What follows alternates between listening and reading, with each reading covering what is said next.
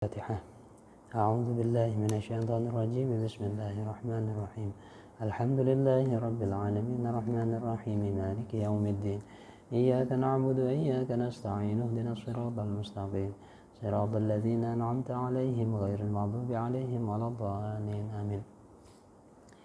بسم الله الرحمن الرحيم. الحمد لله الذي هدانا لهذا وما كنا لنهتدي لولا أن هدانا الله. أشهد أن لا إله إلا الله وأشهد أن محمدا عبده ورسوله. اللهم صل وسلم وبارك وكرم على سيدنا محمد وعلى آله وصحبه حق قدره ومقداره العظيم. رب اشرح لي صدري ويسر لي أمري واحلل عقدة من لساني يفقهوا قولي.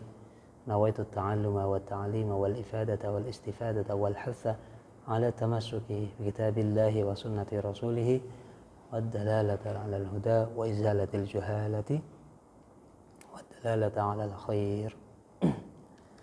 Bismillahirrahmanirrahim. Kita melanjutkan pelajaran berikutnya masih di kitab At-Tibyan, kitab seputar adab untuk belajar dan mengajarkan Al-Quran. Ini memang sangat penting bekal bagi kita, karena memang Quran itu sangat penting sekali buat kita, terutama umat Islam dan manusia pada umumnya.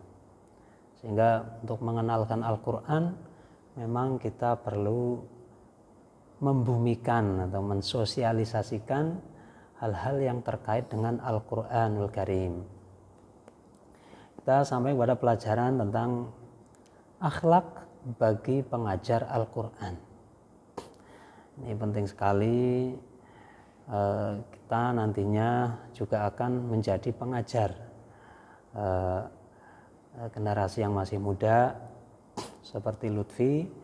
Ini tentunya nanti juga punya kewajiban untuk mengajarkan Al-Quran, maka penting sekali untuk berpegangan pada hal-hal berikut ini.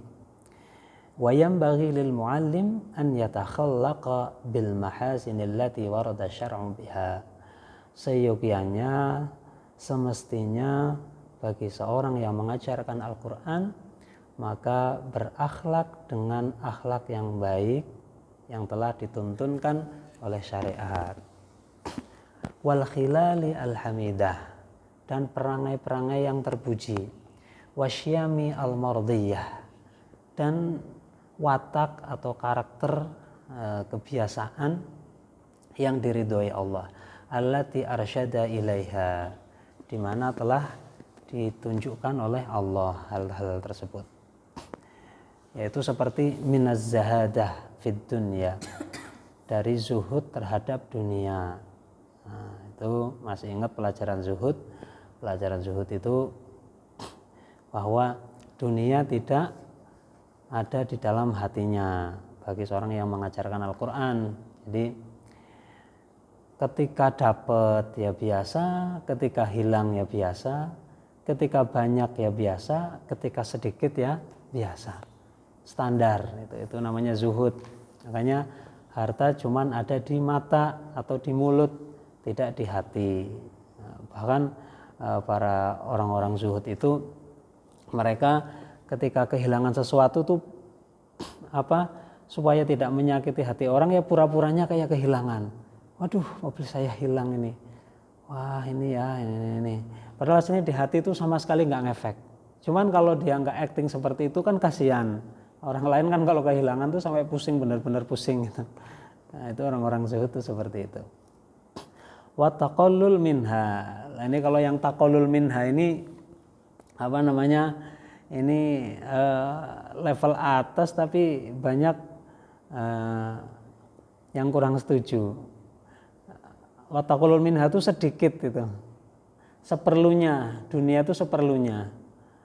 Nah, kalau sedikit ya nanti repot, karena bahkan dalam dunia bisnis itu kita butuh kompetitor gitu. Karena dengan kompetitor itu akan ada kompetisi di situ supaya makin banyak. Lah kalau kompetitor tingkat nasional itu bisa bisa menjadi batu loncatan untuk mendapatkan kompetitor tingkat internasional gitu. Nah, mestinya para pengusaha itu usahakan sampai ke level kompetitornya tingkat internasional, karena kalau tingkat internasional otomatis nanti kontribusinya untuk negara. Tapi kalau tingkat nasional hanya sikut-sikutan, tiklung-tiklungan sesama warga negara.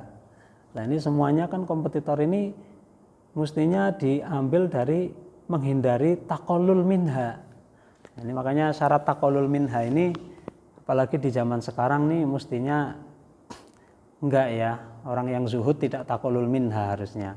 Dan nyatanya dipraktikkan oleh guru-guru kita, itu juga mereka hartanya banyak, tidak takolul. Takolul itu kan sedikit.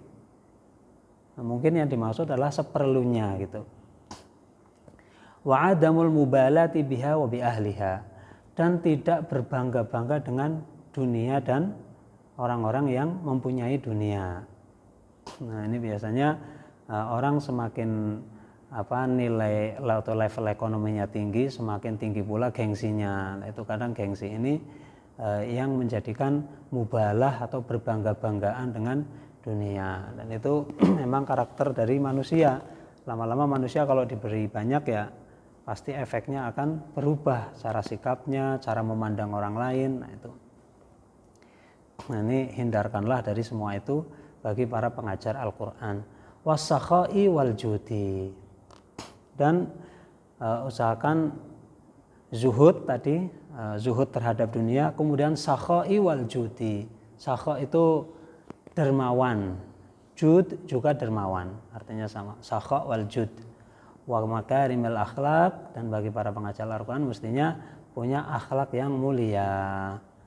Wa talaqatil wajhi, dan wajahnya berseri. Nah, mestinya orang yang mengajarkan Al-Qur'an itu murah senyum, tutur katanya lembut gitu. Jadi welcome, mempromosikan Al-Qur'an itu dengan akhlak menarik gitu. Min ghairi khurujin ila haddil khala'ah, tapi dengan tanpa sampai melewati batas, sampai berlebihan. Artinya semuanya semuanya ditoleransi gitu. Kan toleransi itu kan bukan berarti lemah lembut terhadap kejahatan, kan nggak begitu ya. Polisi yang menangkap penjahat sampai dihardik sampai di ini, itu namanya masih toleransi meskipun dengan kekerasan. Nah, makanya jangan sampai kemudian saking lembutnya kemudian semuanya dilembuti, itu yang enggak ada batasnya. Wal hilmi wasabri, hilm itu diterjemahkannya sulit ya. Rasulullah tuh punya sifat hilm. Hilm itu tutur katanya lembut, mimik wajahnya menarik, murah senyum, kemudian kasih sayangnya itu tinggi. Itu nerjemahnya gimana itu? Itu hilm. Al-hilm. Nah, orang yang mengajarkan Al-Qur'an mestinya demikian. Dan biasanya memang orang-orang yang ikhlas membaca Al-Qur'an, biasanya sifat-sifat itu akan menempel ke dirinya memang. Kemudian was-sabri, kemudian bersabar. Bersabar dalam musibah, bersabar dalam menerima kebahagiaan, dan bersabar di dalam taat kepada Allah. Karena biasanya taat itu akan diuji dengan kalau sudah mau mencapai derajat istiqomah, taat kepada Allah, itu biasanya diuji dengan banyaknya halangan ketika mau beribadah. Dari kesibukan, kadang kalau nggak ada kesibukan, males. Wah, itu biasanya kalau sudah malesnya itu akut atau kesibukannya akut, nah itu biasanya pas udah mau mencapai derajat istiqomah.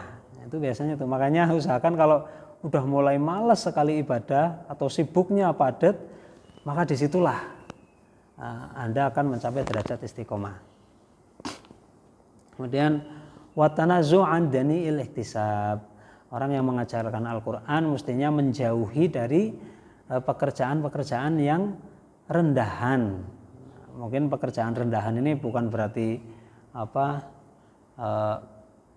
pekerjaan yang nilai uangnya sedikit gitu. Tapi pekerjaan yang sifatnya syubhat gitu ya,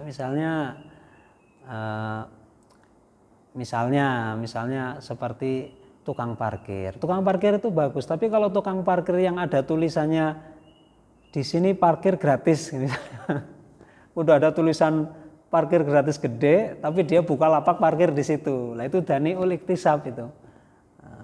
Jadi bukan maksud nilainya, tapi wong sudah ada tulisan parkir gratis masih ditariki parkir, lah itu termasuk dani'ul iktisab. Wa mulazamatil wara' wal khusyu', dan selalu wirai dan khusyuk. Wah, ini berat sekali ya orang ngajarin Al-Qur'an ini. Wara'i itu menghindari sesuatu yang makruh dan menghindari sesuatu yang mengurangi kehormatan. Ya misalnya kalau tradisinya ustadz itu memakai peci kemudian keluar nggak pakai peci misalnya, nah itu kalau di tempat-tempat tertentu masing-masing ada tradisinya yang terhormat bagi seorang syekh atau seorang kiai atau seorang ustadz itu bagaimana. Nah itu mulazamatul wara' itu diantaranya seperti itu, wal khusyuk dan khusyuk. Wasakinati wal waqar, kemudian hatinya tenang. Nah, orang yang mengajarkan Al-Quran mestinya hatinya tenang. Watawadu'u wal khudu', dan tawadu' rendah hati. Rendah hati bukan rendah diri ya. Rendah hati itu ya tidak sombong. Wajdina bid-dhahik, menjauhi tertawa terbahak-bahak. Jangan sering ketawa-ketawa. Wal iktsari minal masih, dan juga menjauhi terlalu banyak bercanda. Bercandanya dibatasi. Walaupun dulu Rasulullah juga sosok yang senang bercanda beliau. Bahkan beberapa sahabatnya kalau Rasulullah lagi bercanda tuh ketawanya bisa sampai terpingkal-pingkal, tapi Rasulullah sendiri jarang, bahkan nggak pernah kalau tidak salah tuh tertawa sampai terbahak-bahak. Beliau juga pernah tertawa sampai nggak habis-habis itu ketika sama sahabat yang namanya Nuaim. Itu Nuaiman ya, sahabat Nuaiman itu memang sahabat itu lucu sekali, sangat lucu sekali. Sampai Rasulullah tuh kalau di mana-mana menceritakan Nuaiman, saking lucunya. Itu sahabat seneng mabok itu. Udah ditakzir, dicambuk 40 kali, ya besok mabok lagi. Tapi Rasulullah senang sekali. Makanya ketika beliau dicambuk itu ada sahabat yang ngomentari, kamu ini dasar kurang ajar, udah ini kamu benar-benar orang yang celaka gitulah. Kemudian sama Rasulullah dilarang. Loh, jangan. Itu dia tuh orang yang mencintaiku gitu. Maka aku pun mencintainya. Jadi yaitu makanya kita tuh tidak boleh merendahkan orang ya. Rasulullah tuh senang sekali sama Nuaiman, dan beliau itu senangnya ngerjain sahabat yang lain. Bahkan pernah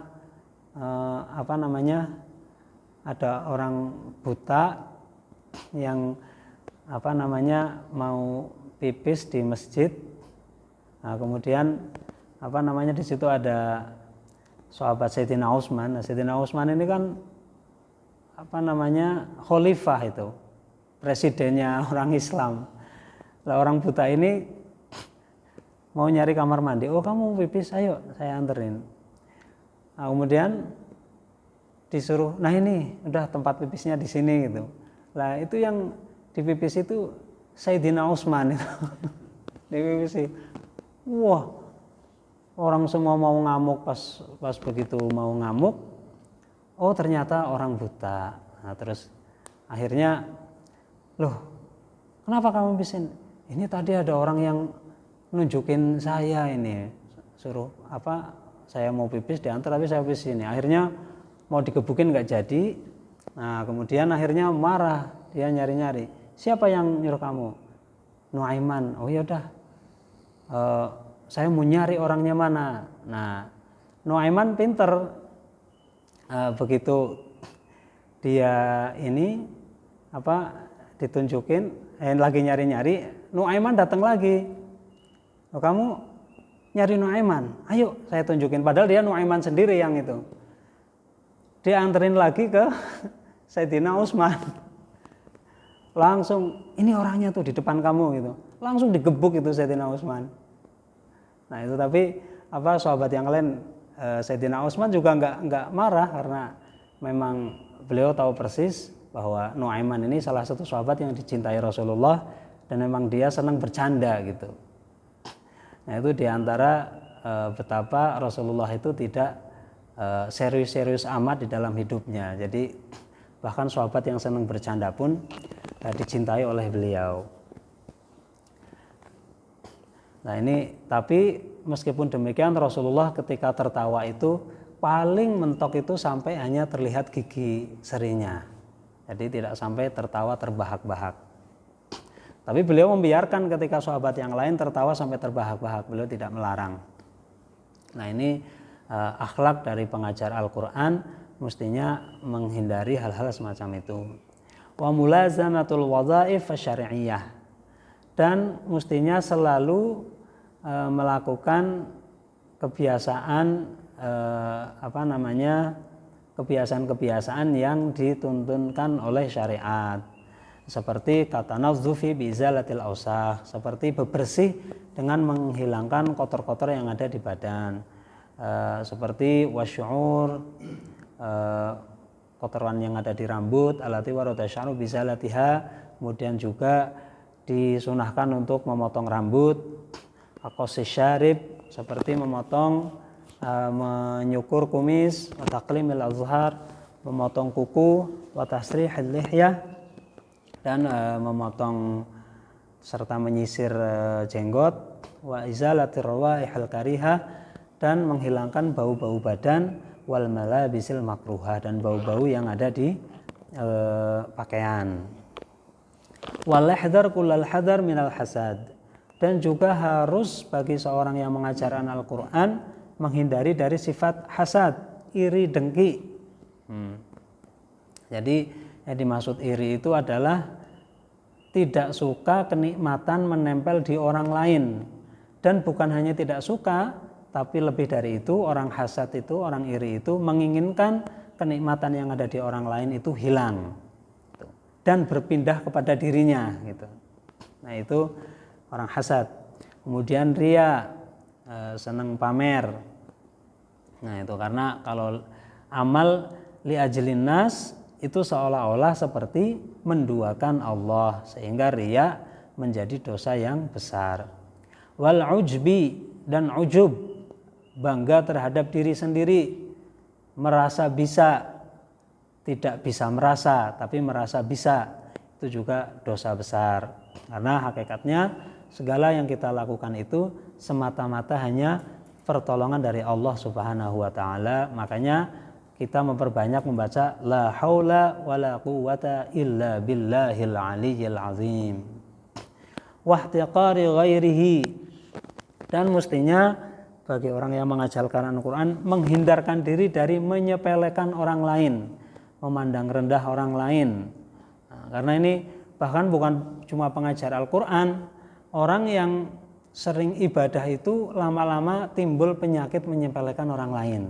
Misalnya kita dikasih Allah selalu bangun subuh, kemudian kita alhamdulillah bisa jamaah subuh terus. Kadang-kadang lama-lama muncul di hati kita, kok orang itu nggak mau sholat subuh jamaah, kok orang itu ini itu, kok hidupnya kok begitu amat. Nah itu penyakit-penyakit seperti itu kadang timbul. Nah, orang yang selalu mengajarkan Quran juga kadang-kadang kalau lama-lama itu penyakit itu akan timbul. Tahu kedahsyatan Quran, tahu isinya, tahu nilainya, tapi tidak utuh ya, karena sepotong-potong. Karena kadang orang membaca Al-Quran itu juga subjektivitasnya itu muncul. Nah, subjektivitas itu muncul. Jadi kecenderungan gitu. Jadi kalau membaca Quran itu kecenderungannya apa, itu nanti juga ngefek. Makanya beberapa orang ketika dia ta'assub ilmunya pas-pasan, kemudian baca Quran. Kemudian dia memang apa yang ada di otaknya dia itu Islam dijajah, Islam dihinakan, Islam dikritik, Islam di pojokan, di ini. Akhirnya yang dia baca dalam Al-Quran itu ya seputar tentang peperangan, uqtulul kafirina kafah. Akhirnya ekstremisme muncul dalam benaknya itu. Itu makanya kecenderungan hati itu kadang-kadang mempengaruhi juga di dalam membaca Al-Quran, sehingga untuk menghindarkan semua itu kunci yang paling besar itu ngaji. Semakin banyak kita paham, maka terhindar dari kecenderungan memilih-milih ayat Al-Quran dari ekstremisme. Ya, karena memang kadang-kadang tuh orang kalau terlalu soleh itu juga kadang-kadang penyakitnya seperti itu.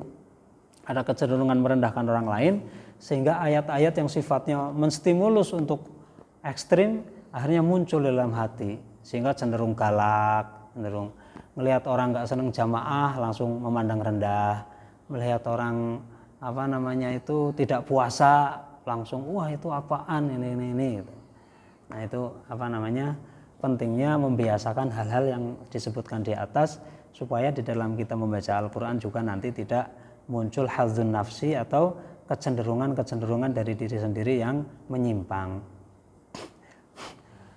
Wa yambaghi an yasta'mil al-ahaditsul waridah fit tasbih wa tahlil. Nah juga ini kadang nih orang yang mengajarkan Al-Quran itu biasanya kadang-kadang penyakitnya itu tidak mau zikir yang lain. Saya itu maunya baca Quran aja, saya nggak mau baca yang lain karena nggak ada yang lebih mulia dari Quran. Nah ini yang orang sering keliru di sini. Jadi Rasulullah itu ya, mengapa kita kalau memperhatikan ajaran Rasulullah itu begitu kompleks. Bahkan Al-Quran itu kalau memberikan satu statement itu seringnya multi tafsir, maknanya bisa bermacam-macam. Nah makanya kan ini pernah problematika tentang al-alaq itu yang diterjemah di Quran itu, Quran terjemahan Debak itu artinya segumpal darah, itu kan pernah jadi masalah. Ternyata dari dunia kedokteran, segumpal darah itu prosesi janin dari zigot yang nempel itu sampai itu tuh nggak ada proses segumpal darah katanya. Lalu ini Qur'annya bagaimana? Lalu ternyata yang salah bukan Qur'an, ternyata yang salah penerjemahannya karena diterjemah segumpal darah gitu. Nah itu artinya apa? Qur'an itu punya karakter, dia mempunyai makna yang luas. Demikian juga Rasulullah di dalam mengajarkan agama Islam juga selalu punya alternatif luas, bisa untuk siapa saja, luwes, toleransi luwes. Makanya tidak saklek, tidak kaku. Rasulullah tidak kaku. Lah buktinya Rasulullah mencintai sahabat yang sering mabuk, senang bercanda sampai terbahak, ngerjain tuh nggak tanggung-tanggung. Beliau tuh sampai ngerjain jual sahabat yang yang diamanai oleh Abu Bakar itu, sahabat penting sekali karena waktu itu dia yang ngelola makanan Rasul. Itu sampai dijual jadi budak gitu.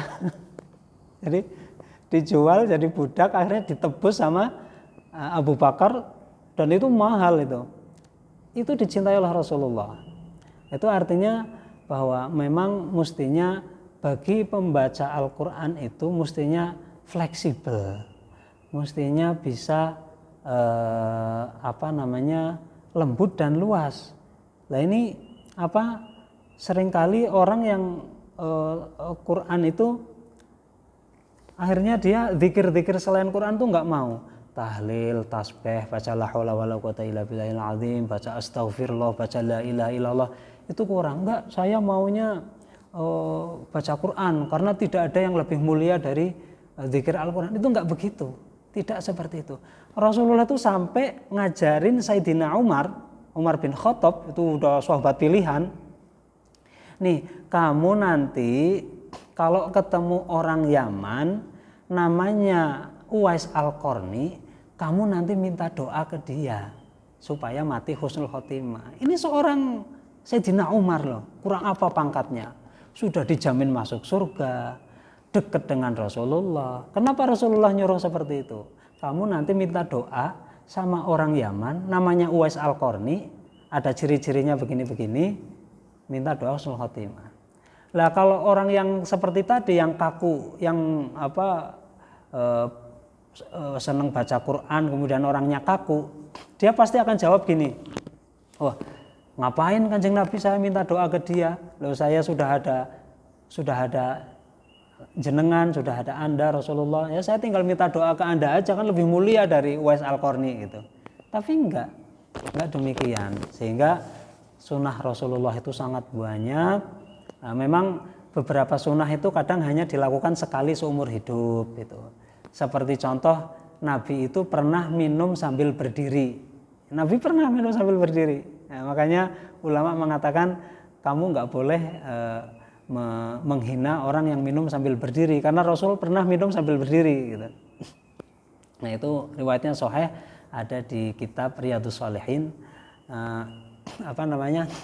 Itu artinya sunnah-sunnah Rasul itu banyak sekali, dan kadang dilakukan hanya sekali, 2 kali, dan kita perlu, barangkali itulah yang menghantarkan kita ke surga. Barangkali itu yang menghantar kita ke surga. Makanya walaupun Anda seorang hafidz, Anda seorang penghafal Al-Quran, Anda jangan sungkan-sungkan untuk mengamalkan zikir-zikir selain Al-Quran.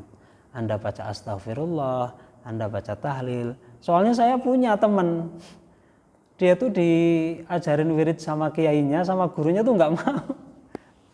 Sampai dia udah ngajar, udah pulang ke rumah, terus dinasehati, ini kamu kalau habis subuh nanti baca ini ya. Ya karena itu kalau di depan guru nggak berani ngomong, nggak mau, itu nggak berani. Tapi kalau udah nyampe rumah, nggak mau, saya mau baca Quran aja, karena nggak ada yang lebih mulia dari Quran. Itu enggak. Dan memang guru-guru kita yang pengajar Al-Quran juga, beliau-beliau juga melakukan mujahadah, ya kan? Ini karena istri saya satu guru dengan saya, itu guru kita ini mujahadahnya banyak ya. Wirid habis subuh ada, wirid habis maghrib itu full, malah kalau habis maghrib tuh wiridnya sampai isya. Jadi nanti pengajian-pengajian itu jamnya di luar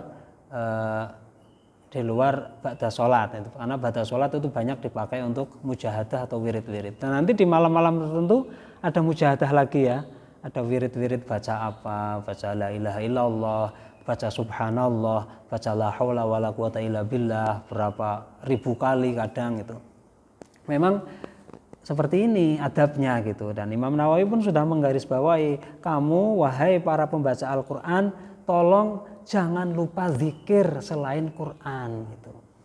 Karena memang harus dilengkapi seperti itu.